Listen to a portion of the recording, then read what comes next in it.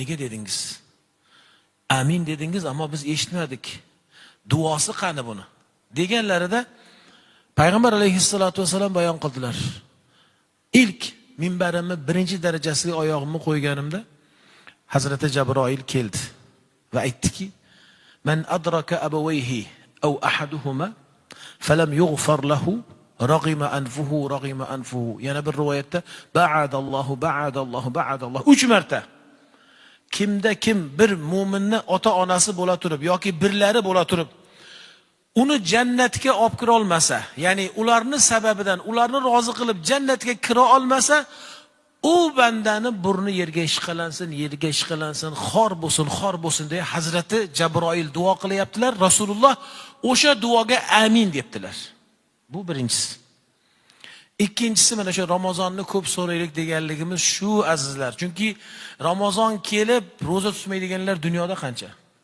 Ramazon kelib Ramazonni qadrini bilmaydiganlar qancha? Bugun Allohning lutfi bilan siz mana shu go'zal siymoda kelib masjidlarimizni to'ldirib ibodatingizni qilyapsiz, taroveh namozlaringizni o'qiyapsiz, tahajjudlar va albatta xatm Qur'onlar, bu Allohning sizga lutfi. Alloh agar bermasaydi, siz ham biz ham kimlar kabi bir holatda bo'lgan bo'larmidik? Vallohu a'lam. Alloh o'zi asrasin. Endi ikkinchi duolari shunday bo'lgan ekan. Man adraka Ramazon falam yughfar lahu.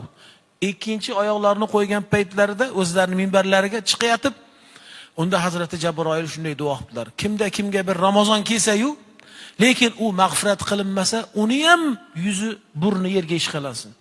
Burni yerga ishqalansin, yuzi yerga ishqalansin, xor bo'lsin. Alloh o'zidan uni uzoq qilsin deya Hazrati Jabroil, qarang, farishtalarning sayidi duo qilyaptilar, payg'ambarlarning sayidi amin deyaptilar. Endi bu duo ijobat. O'shanga otalarimizdan bizi iltimosimizki, duo qilayotgan paytlarda shu Ramazonni qo'shib duo qilsinlar. Ko'p Ramazonlarga yetkizsin. Allohim seni bolam deya duo qilsinlar. Biz shu iltimosni qilamiz. Va uchinchisini ham aytayna. 3 ta amin dedilar-ku.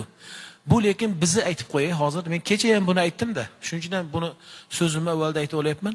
Biz shu Toshkentimizda mana shu amalda xuddi biz zaifga o'xshab qolamiz. Chunki og'zingizni harakatini ko'rmaymiz. Siz aytasizki, tilimizda aytdik, ammo dilimizda aytdik deyishligingiz mumkin. Mana vodiy taraflar bor. Men o'zim bir Qashqadaryoda bir masjidda bo'ldim. Qashqadaryo viloyatini bilasiz. O'sha joyda payg'ambarimiz deyishligimni bilaman. Hammasi sallallohu alayhi vasallam voy mashalloh deyordik. Masjid guldiroq salovat bo'lib ketdi. Uchinchisi, buni bilib oling azizlar. Payg'ambar alayhissalatu vasallam uchinchilarda aytdilarki, nima dedilar? Burni yerga ishqalansin, ya'ni xor bo'lsin. Alloh o'zidan uni yiroq qilsin, uzoq qilsin dedilar duo qiluvchi Hazrati Jabroil. Duolariga payg'ambar alayhissalatu vasallam amin dedilar. Kimmi? Qaysi bir bandani huzurida siz zikr qilsangizda sizga salovat keltirmaganning ham burni yerga ishqalansin dedilar. 3 marta. Nauzubillah. Alloh qo'rusin. Payg'ambar alayhissalatu vasallam yana bir hadis shariflarida al-bakhilu man zukirtu indahu falam yusalli alayya dedilar. Al-bakhilu man zukirtu indahu falam yusalli alayya. İnsanlarning eng baxil u inson. Men kimni uni huzurida zikr qilinsamda menga salovat keltirmaganlar eng baxillar. Baxil o'qimaylik. Ayting sallallohu alayhi vasallam deng. Eshittiring, o'zingizni nafsingizga eshittiring. Men dilimda aytayapman demang. Bu xato. Siz o'zingizga eshittiring. Mayli yoningizdagiga eshittirmangiz ham domlangiz, ustoz, payg'ambarimiz desayoq sallallohu alayhi vasallam deng. Payg'ambarimiz alayhissalatu vasallam aytadilarki, "Man salla alayya salatan sallallohu ta'ala biha 10." Allohu akbar. Kimda kim menga bir salovat keltirsa, bir salovat aytsa, Alloh unga o'zi javob qilar ekan. Uni javobini, aligini, ya'ni Rasululloh sallallohu alayhi vasallamga salovat aytsangiz, uni aligini Alloh olar ekan. Bir marta salavatingizga 10 marta Alloh Robbil alamin javob berar ekan. Siz ismingiz kim otam? Ulug'bek bandam, senga o'shani 10 tasi bo'lsin bandam der ekan. Alloh aytar ekan. Bu qanday baxt? Sizni ismingiz kim? Abduqodir bandam, sen meni payg'ambarimga bir marta aytding, senga 10 tasi bo'lsin deydi. Sallallohu alayka deydi. Ey bandam, sallallohu alayka. Siz ismingiz kim? İsmailmi? Sallallohu alayka Ismoil. Sallallohu alayka ya Ismoil. Sallallohu alayka de 10 tasini Alloh qaytaradi. Bu qanday baxt? Biz Toshkent xalqi alhamdulillah avvaldan ziyolilar, ilmlilarmiz. Ilm ahlini doim siz ko'targansiz. Birinchi mana Hazrati Shayx Ismoil borlar. Hazrati Shayx Ismoil Maxdum Shayximiz Shayx Muhammad Sodiq Muhammad Yusuf hazratlarini opodilari bo'ladi. To'g'rimi domlam? Hazrat Shayx Muhammad Sodiq Muhammad Yusuf hazratlarini opodilari Shayx Muhammad Ismoil Maxdum hazratlari u kishi ham shayx bo'lganlar. Shunaqangi kitoblar yozganlar, eng buyuk risolalari, shoh asarlari, tarix Mushaf-i Sharif yozganlar. Mushaf-i Sharifni tarixi, Qur'onni tarixi va bizga kelgan Mushaf Usmon bor-ku, o'shani bizga kirib kelishligini tarix qilib yozganlar. Ulamolar bo'lganlar. Asllari vodiylik Namanganlik. Ularga mana shu joyda izzat, sharaf berib, maqom berib, uy berib, xonadon berib, bilasizmi? Kim ularni ulug'lagan? Sizni Toshkent xalqingiz. Shu bizni toshkentliklar ulug'lagan. Shayx Muhammad Sodiq Muhammad Yusuf va endi u yog'ini aytaverim. Bu yoqdagi kichkinalarga, hammalariga, ya'ni ulardan keyingilarni kichkinalar deymizda, hammalarini ulug'lagan. Siz nomlam qayerdansiz? Mana shu ulug'lar aytadiki, bir ulamo kelib qopti mahallamizga deydi. Shu Toshkentimizda tursalar, ziyo tarqaladi, ilm tarqaladi. Keling, shularni ulug'lab bir xonadon beraylik, uyli joyli qilaylik, bularni ilmni qadrlaylik. Bular ahlullohdir, bular payg'ambar alayhissalatu vasallamning vorislaridir deya bu ulamolar aytgani uchun siz nima qildingiz? O'sha ulamolarni ulug'lab joy berdingiz. Ularni makonatini oliy bo'lishligi, ilmi tarqalishligi siz sababchi bo'ldingiz. Ya'ni siz avvaldan vodiy ahllaridan ham ilmli sizsiz. Bugun masjidlarimizda salovat keltiradi, biz toshkentliklar jimmiz. Bo'lmaydi bu. Sallallohu alayhi vasallam deya ovozingizni ko'tarib ayting. Buni faxrlanib ayting. Payg'ambar alayhissalatu vasallamga aytgan salovatingizni barakatidan Alloh sizni eslayapti. Payg'ambarimizga bir marta salovat aytsangiz, Alloh o'zi qarang vakil ekana. Alloh o'zi sizni salovatingizni o'zi qaytarar ekan. Rasulullohga bo'lgan demak muhabbatingizni Alloh qadrlab, mukofotingizni bir marta emas 10 martalab berar ekan. Hatta oyat karimada Auzu billahi minashshaytonirrojim Innalloha va malaikatahu yusalluna alan nabiy ya ayyuhallazina amanu sallu alayhi wa sallimu taslima. Sadaqallohul azim. Alloh, albatta Alloh, inna boshida ta'kid bor. Albatta Alloh va uni maloikalari payg'ambar Muhammad alayhissalatu vassalam Muhammad ibn Abdullohga salovat aytadilar. Ey mu'minlar, siz ham u zotga salatu salovatlar, durudu salovatlar keltiring deb Alloh bizga amr qilgan. Bugun azizlar, salovatni odobi shudur. Ramazonda buni o'zimizga virt qilaylik, ya'ni vazifa qilaylik. Ulamolarimiz, payg'ambarimiz desalar, bo'ldi, eshitishligingiz bilan sallallohu alayhi vasallam deng. Shunda haqiqiy payg'ambar alayhissalatu vasallamni shafoatlariga loyiq va munosib ummatlardan bo'lasiz inshaalloh taala. Endi bugungi mavzumiz, vaqtimiz albatta qisqaroq, bugungi mavzumizni qarang.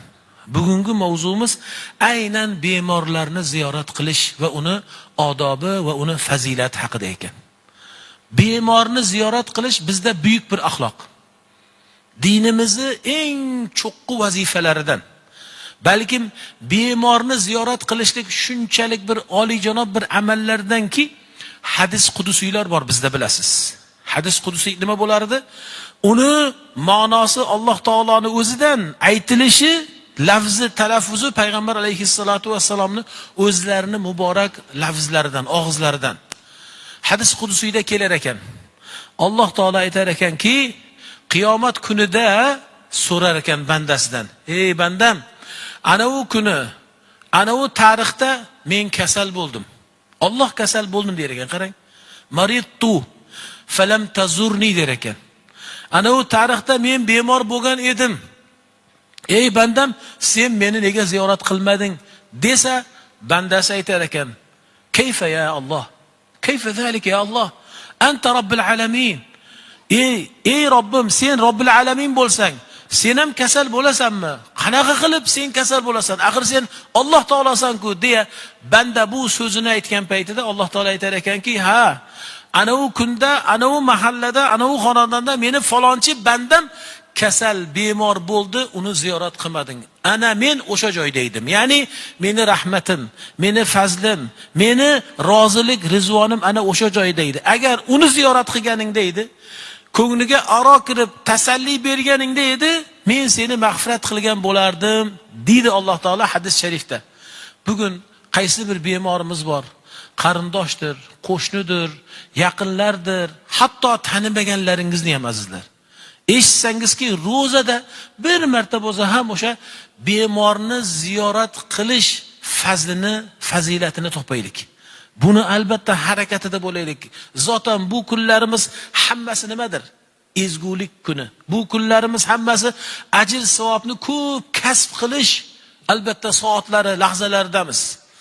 Ulamolarimiz aynan tobiinlarimizdan Imom Shu'biylar aytdilar.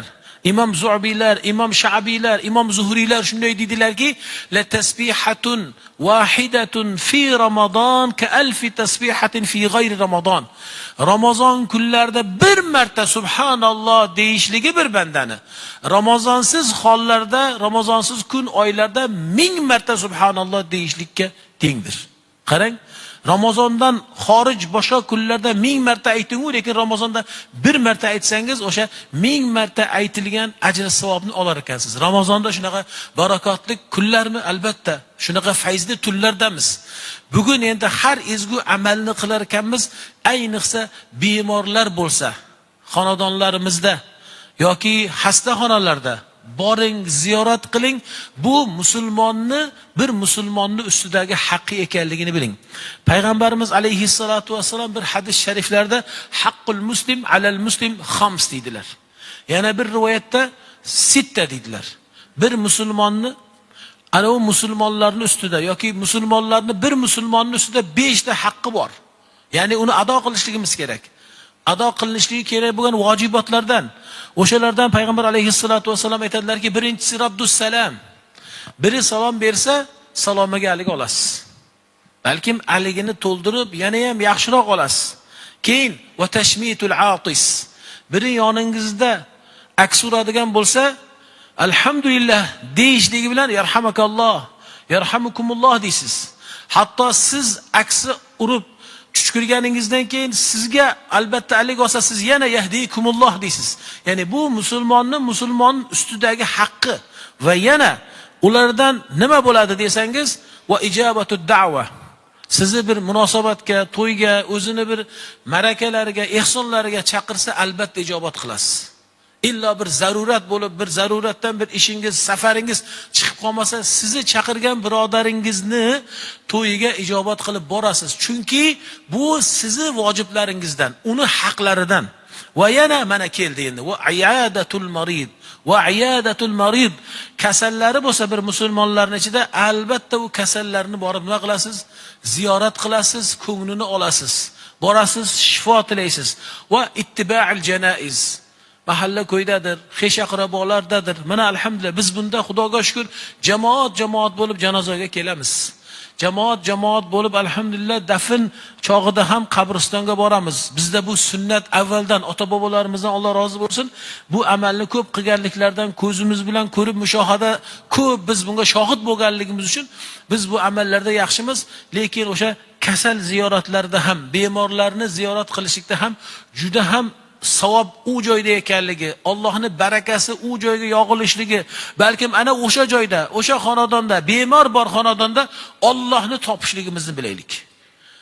Payg'ambar alayhissalatu vassalam aytadilar, yana bir hadis shariflarda, agarda kimda kim kunduzni qaysi bir vaqtida, erta saharlab bo'lsin, ozonda bo'lsin, ertalabki soat 9 da bo'lsin, qaysi bir holatda kunduz kimda kim bir borib bemorni ziyorat qiladigan bo'lsa, qarang, Alloh taolo uni haqqida bir 70 ta farishtaga buyurib, 70 ming, 70 ta emas, 70,000 malak deb keladi. Bordingiz, bir bemorni ko'rdingiz, ziyorat qildingiz, unga duo qilib shifo tiladingiz, Alloh taolo nima qilar ekan? 70 ming farishtani sizga duo qildirib qo'yar ekan. Ular sizga umr so'raydi. Farishtalarning duosi ijobat. Qarang, 70 ta bir olim demayapmiz. Faraz qiling, sizga hozir 70 ta o'sha maqomi Hazratimiz Shayx Muhammad Sodiq Muhammad hazratlariga o'xshagan bir olim 70 ta bir o'rinda kuni bilan duo qilsa nima bo'ladi? Siz aytingchi, hojida ijobat bo'lib ketadimi? Hadisda unday deyilmayapti. 70 ta olim emas, 70 ming farishta. Kunduzi borib bir bemorni ziyorat qilsangiz, kechgacha sizga 70 ming farishta sizga umr so'raydi, barakot so'raydi, ofiyat so'raydi, rizq davlat so'raydi, dunyo oxirat saodatini so'rab, faqat farishtalar 70 mingtasi duo qiladi. 70 ming-a? Bu baraka. Bu baraka faqat qachon bor ekan? Borib bemorlarimizni ziyorat qilsak bo'lar ekan. Endi kimda kim tunda borib, odatda to'g'ri, kasal yoki bemor kechasi ziyorat qilinmaydi deyiladi, lekin hadisda aytildi. Agar imkoni bo'lsa kecha ham bemorga aziyat berib qo'ymasak, bemorga biron bir zarar berib yoki og'irlik qo'ymasak, kechasi ham ziyorat qilish bor ekan. Chunki ko'p otalarimiz kasalni yoki bemorni kecha ziyorat qilinmaydi deydilar. Unday emas. Hadis sharifda payg'ambar alayhisolatu vasallam bejiz aytmayaptilar-ki, aytayaptilar-ki, agarda kimda kim tunda borib, kechasi borib bemorni ziyorat qilsa, to tong otguncha 70 ming farishta u bandani haqqiga duo qilib, istig'for so'rab, Alloh taoladan unga ofiyat so'rab, dunyo oxirat xayrni so'rab duo qiladi deganlar payg'ambar alayhisolatu vasallam. Bugun Ramazonda mana shu bir uzog'i bo'lgan bir bemorlarimiz bo'lsa ham, agar ilohim bemoringiz bo'lmasin, bo'lgan taqdirda albatta bu ajrni topasiz. Mana nimalar ko'p, shifoxonalar ko'p. Boring, biriga Alloh uchun birini ziyorat qilib qo'ying. Mana shu Ramazonda mana shuni toping, maloikalarning duosi sizga ijobat bo'lsin. Kunduzini bir ziyorat qiling, kunduzda birini ziyorat qiling, kechasi bir ziyorat qiling. Bir og'iz hol-ahvol so'rang. İlla 70 ming farishta kunduziga, 70 ming farishta kechasiga albatta siz haqqingizga duolarda bo'ladi. Ayniqsa qarang, qavm qarindoshlarda bu silay rahim. Bizga bu buyurilgan. Silay rahimimiz bemor u yotibdi-yu, eng bo'lmaganda telefonlar orqali ham xabar olmasligimiz bu dinimizda bizning noqisligimiz bo'ladi. Va aynan qo'ni-qo'shnilar. Qo'ni-qo'shningiz hatto mana domda turadiganlar bo'lsa aytamiz. Azizlar, qo'shningiz hatto g'ayridin bo'lsa ham ziyorat qiling. Bu payg'ambar alayhissalatu vassalomning sunnatlaridandir. Payg'ambar alayhissalatu vassalomning yahudi bir qo'shinlari bo'lib, 13-14 yoshidagi bir bolakay edi. Yosh bola. Payg'ambar alayhissalatu vassalom eshitdilarki, o'sha bola bemor. Rasululloh sallallohu alayhi vasallam o'zlari ziyoratlariga bordilar. Boyaga qo'shinlari bo'lgan yosh go'dakni ziyorat qilib bordilar. Yotardi u go'dak. Bilindiki, uni oxirgi lahzalari. Payg'ambar alayhissalatu vassalom mushriklarini qarang. Butun olamga sallallohu alayhi vasallam, butun olamga rahmat bo'lib kelgan payg'ambar alayhissalatu vassalom nima dedilar? Ey bola dedilar. Shahodat keltir dedilar. Men qiyomat kunida o'zim guvohlikda o'taman sizga. Men sizga guvoh bo'laman jannatga kirishligiga. Haligi yahudiyning bolasi. Qo'shnisi aytib turibmizki, yahudiy edi. Lekin Rasululloh qo'shnilik haqqidan bemorni ziyorat qilishlikni buyuk bir darajatini sahobalar o'rgatib, bugun siz biz ummatga o'rgatib, o'zlari o'sha yahudiy qo'shinlarni ziyoratlariga aynan bemorlarni ko'rishga chiqdilar. Va yotgan bolakayga shahodat aytgin devdilar. Haligi bola o'zini otasiga qaradi. Qarangda, yahudiylar bilar ekan va ular biladi. Alloh taolo hatto o'zining kitobida shunday marhamat qiladi.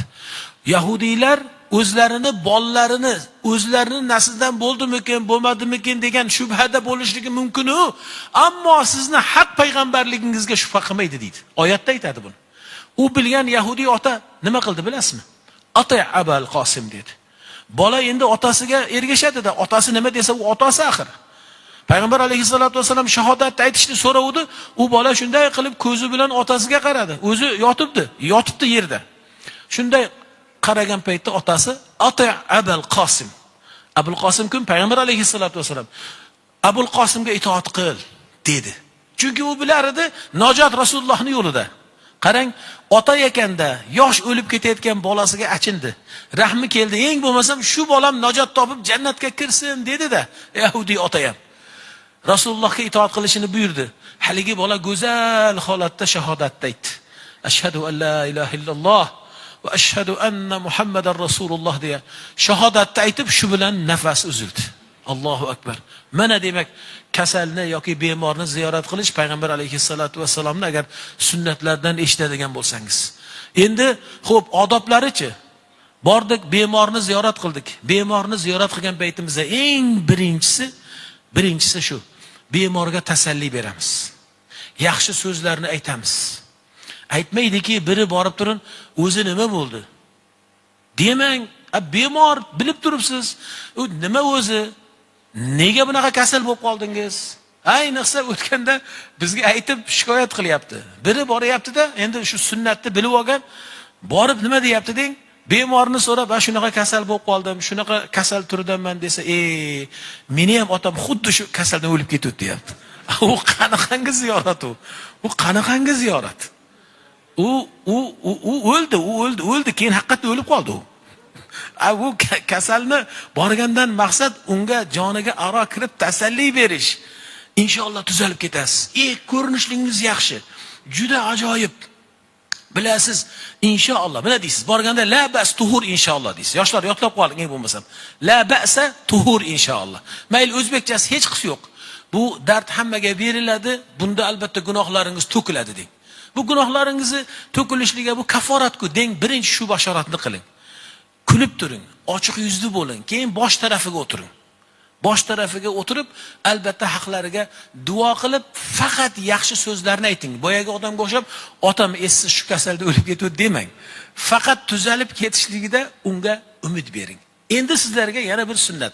Payg'ambar alayhissalatu vassalomni o'zlari ham xasta bo'ldilarmi? Bo'ldilar. Albatta payg'ambar inson u kishi. Tabiatlari inson. Payg'ambar alayhissalatu vassalomga bir kuni men sizga Hazrati Jabroilni duolarini o'rgataman. Hazrati Jabroil alayhissalatu vassalom keldilarda payg'ambar alayhissalatu vassalomga bemor bo'ldingizmi? Alloh taolaga nido qildingizmi? Munojat qildingizmi? Bemormisiz dedilar. Alloh yuboribdi. Bor, meni payg'ambarim xasta, borib nima qilib kelgin? Duo qilib kelgin deb Hazrati Jabroilni yuboribdi. Hazrati Jabroil farishta, uni bilmaydi, Allohning xabari bilan biladi. Hazrati Jabroil keldilarda, ya Rasululloh, ey Nabiyulloh, siz bemormisiz? Siz Allohga shikoyat qilibsiz. Ha, shunday bemorligim bor degan paytda endi shu duoni yodlab oling. Bemorlaringizga mana shu duoni inshaalloh qilsangiz tuzalib ketadi. Unda payg'ambar alayhissalatu vassalam xabarini berganlardan keyin Hazrati Jabroil unda urqika debdi. Men sizni ruqiya qilib qo'yaman. Ya'ni men sizga shunday duo qilaman. Deya bismillahi arqiq debdilar. Bismillahi arqiq. Men Allohning nomi bilan sizga shifo so'rab duo qilaman deyaptilar. Ruqiya qilaman. Va min kulli shay'in yuzik. Har sizga zarar berib, aziyat berib turgan narsadan Alloh taoladan sizga omonlik so'rayman. Min sharri kulli nafsin, har yomon nafasdan va au aynin hasidatin, yoki sizga hasad qilgan ko'zdan bismillahi arqiq. Allohning nomi bilan sizga shifo so'rayman. Alloh u balolarni sizdan daf qilsin. Vallohu yashfik deya Alloh sizga shifo bersin deya Hazrati Jabroil kelib payg'ambar alayhissalatu vassalamga shu duolarni qildilar. Yoshlar albatta yodlab oling. Bir bemorlaringiz bo'lganda bu Hazrati Jabroilning duolari. Bemorga o'qiladigan, bemorga qilinadigan bu Hazrati Jabroilning duolari bo'lib ham Hazrati Jabroil payg'ambarimiz alayhissalatu vassalomni o'zlarini mana shunday ruqiya qilganlar. Ya'ni o'zlariga mana shu duoni o'qib qo'yganlar dengda, birinchi mana shu duoni qiling. Va payg'ambar alayhissalatu vassalomning o'zlarining ham duolari bo'lardi. Ashabi kiromlardan birlari albatta xasta bo'lsa, bemor bo'lsalar, betob bo'lsalar, payg'ambar alayhissalatu vassalam duolarini qiling. Ya Robbal arshil azim. Ya Robban nas, azhibil ba'stis. Ya Robban nas, azhibil ba'stis. Ey insonlarning Robbisi, ey Alloh taolo, azhibil ba's, bu qiyinchilik, bu bemorlikni ketkizgin. Ey insonlarning Robbisi, azhibil ba's. Takror o'qiyman.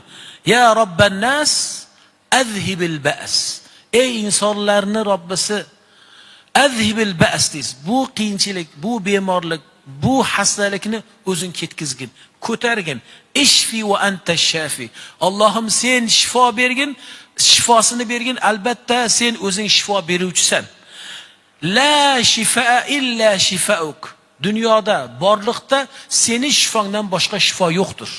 Mana doktorlarimizni, tabiblarimizni bizga bergan dorilari albatta bizga em bo'ladi, shifo bo'ladi, Alloh izn berganda. Bo'lmasam biz mo'min kishi e'tiqod qilmaymizki, yegan dorimiz bilan tuzalib qolamiz. Yo'q, Allohning izni bilan tuzalamiz. Sababni olamiz, shifo beruvchi Alloh.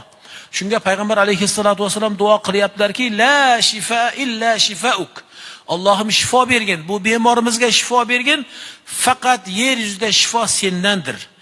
Yana nima? Shifaan la yughadiru saqama. Allohim shunday shifo berginki, u shifo berganingdan keyin to'liq tuzalib ketib, uni dardi qolmasin. Ya'ni buni vujudida uni asorati qolmasin. Allohim buni tuzatgin, bunga shifo bergin deya payg'ambar alayhissalatu vassalomning ham demak bunday duolari bo'lar ekan. Bemorni ziyorat qilganda demak nima qilamiz? Birinchidan unga umid beramiz. Qancha bemorlar bor. Doktorlarimiz mana bizni o'zimizni qishloqlarimizda bo'lgan. Doktorlar oxiri bir marhalaga yetib kelgandan keyin shifo yo'qligini bilib, ilmi yetmaydi. Ular bir banda. Endi deydi uyingizga olib boring deydi. Bizda aytadi. Bo'lganmizlarga ham bo'ladimi Toshkentda ham o'zi doktorlar javob berib yuboribdi deydi. Doktor bo'ladimi shu? Doktorlar javob berib yuboribdi deydi. Bo'ldi, uyga keladi u. Javob berib yuborgan doktor javob bergandan keyin ham 70 yil yashaganlar bor. Allohning qo'lida shifo. Umr Allohning qo'lida. Sop-posoq sportsmen bolalar. O'tganda Yakkasaroyda bir yaqinimiz o'tib qabristonga kirsam, formasi bilan qo'yib qo'ydi sportsmen bir akamizni. Buni bunday qo'yib qo'yibdim desam, ha deydi. Sportsmen edi deydi, chempion edi deydi. Haligi qora bayroqmi, qizil bayroqmi nimaligi? Belbog. Zo'rini olgan, dunyo chempionati. Ha nima bo'lgan desam, shu trenirovkada turgan paytda shunday joni chiqib ketgan. O'qituvchi bo'lgan, ya'ni muallim bo'lgan, u kishi o'sha tarbiyachi bo'lgan. Talabalariga o'rgatib turgan paytda turgan joyda o'lgan, bilasizmi shuni? U eng sog'lom inson edi. Demak, umrlar Allohning qo'lida. Shifo Allohning qo'lida. Siz borasizda, bu onkologiya bo'pti, bu bunaqa saraton ekan demaysiz. Bu sizni e'tiqodingizning zaifligidan. Shunday bo'lsa ham Alloh taoladan shifolar so'raverasiz. Eng birinchi bashorat nima? Bashorat Alloh taolo qarang, uni gunohlarini to'kadi. Gunohlarini to'kadi. Bundan katta fazilat bormi? Alloh taoloning o'zining roziligi o'sha joyda. Alloh aytayapti, men o'sha joydaman deyapti. Avval kelganlar, mana endi kelganlar bilsin, hadisni avvalda biz aytdik, hadis qudusiyda Alloh aytar ekanki, falonchi kuni men xasta bo'ldim, bemor bo'ldim, meni ziyorat qilmading der ekan. Alloh, axir sen Alloh bo'lsang, Robbil alamin bo'lsang, qandayga seni ziyorat qilamiz? Qandayga sen kasal bo'lasan, xasta bo'lasan desa, ana u bandam xasta bo'lgan edi. Agar borganingda men o'sha joyda edim deydi Alloh taolo. Mana shu darajada. Ya'ni bemorlarni bugunlik kunda ko'nglini olib tasalli berib, ularga shifo so'rashligimiz kerak. Odoblarni aytamiz. Kirgandan xursandchilik xabarlarini berasiz, bashoratli bo'lasiz va mana u sunnatda kelgan duolarni qilasiz, imkon qadar dori-dormonlarini muhayyo qilasiz, lekin ko'p o'tirib qolmaysiz. Bizda mana shu bitta muammomiz bor. Kirsa chaqchaqlashib, bemorni ko'nglini olish kerak ekan, ko'nglini ko'tarish kerak ekan deb bir aska qilib kulib o'tirmaymiz. Bemorni birinchi odobi ziyorati ko'p o'tirmaslik. Unga xursandchilik xabarini beramiz va chiqamiz. Keyin agar yana borgingiz kelsa boring, chunki har kuni boring tuzalgunicha. Aytilmadimi hadis sharifda, kunduziga ziyorat qilib, albatta ko'nglini olsangiz 70 ming farishta sizga duo qiladi, kechasiga tunda borsangiz 70 ming farishta sizga duo qiladi. Parvardigor olamga duolar qilaylik. Alloh taolo avvalambor hammamizni ofiyatda qilsin. Uylarda, bu xastaxonalarda, shifoxonalarda, doktorlarda yotgan bemorlarimizga Alloh ojil, komil shifolarni o'zi ato aylasin. Alloh subhanahu va taolo bu masjid qavmi jamoatini bundan ham barakotlantirsin. Mana hozir Abdurrahmon Hazrat domlamizdan eshitdik, 30 yil bo'ldi domlam mana shu joyda xizmatdaman dedilar. Alloh xizmatlarini qabul aylasin. Yonlaridagi noyib domlalar hammalarini din yo'lda xizmatlarini husni maqbul aylasin. Ilohim, mana masjidni qurilishligiga asli sababchi bo'lgan siz, mo'min musulmonlar, hashar ahli, so'ngra homiylar, hammalaringizdan bu go'zal, jalil amalni o'zini dargohida husni maqbul aylab, Alloh taolo bu masjidimizni ham qolgan masjidlar qatori qiyomatgacha boqiy aylasin. Bizlardan keyingi keladigan nasllarimiz mana shu joylarda ibodat qilib, bu joylarda ilohim hammalari zikr duo qilishlarini barcha zurriyotlarimizga ham nasib ro'za aylasin. Allohim bu Ramazon kunlarini, bu xayrli tunlarni, bu xatm Qur'onlarni bizga yanada ko'p yillab Alloh nasib ro'za aylab, bugungi kunda har biringizni masjid sari bosib kelgan qadamlaringizni ilohim nurlarga to'ldirib, har biringizni qalbingizda bugun ne so'ragan hojatingiz bor, Alloh o'zi ijobat aylasin. Alloh barchangizni ofiyatda qilsin. Va sallallohu ala sayyidina va habibina Muhammadin va ala alihi va ashabihi ajma'in. Amin. Bi rahmatika ya arhamar rahim. Allohu akbar. Vassalamu alaykum va rahmatullohi ta'ala va barakatuh.